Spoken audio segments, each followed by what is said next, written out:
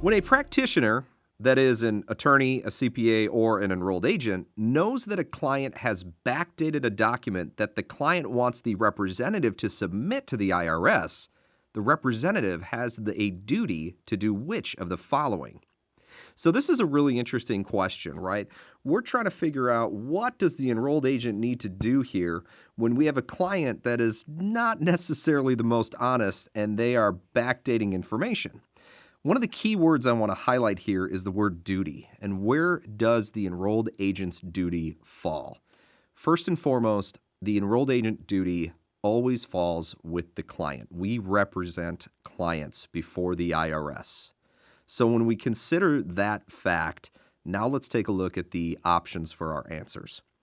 A, submit the document, providing the client has provided the representative a document declaring him or her free from malpractice liability. So what are we doing here is we're saying, look, I'll use this document, but just give me some sort of indemnity clause. You can't sue me later and I can't be held liable for malpractice. Well, from a malpractice perspective, that would be the IRS coming after the enrolled agent, not the client coming after the representative. So this one is really a false document and would not be helpful to the enrolled agent. So we do not have the ability to contract our way out of being unprofessional.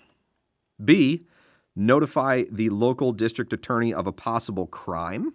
So we're talking about something obviously pretty serious there, and notification and crime and district attorney. But you got to remember, our duty is to our client. So we want to protect our client. We do not have to notify the local district attorney. We don't know if there's a possible crime.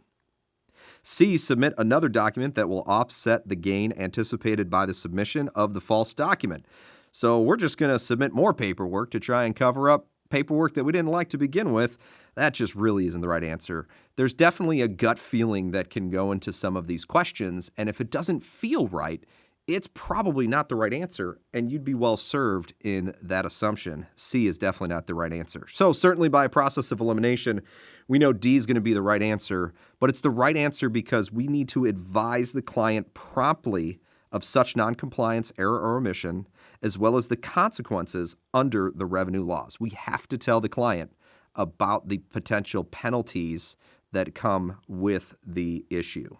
So D is our correct answer.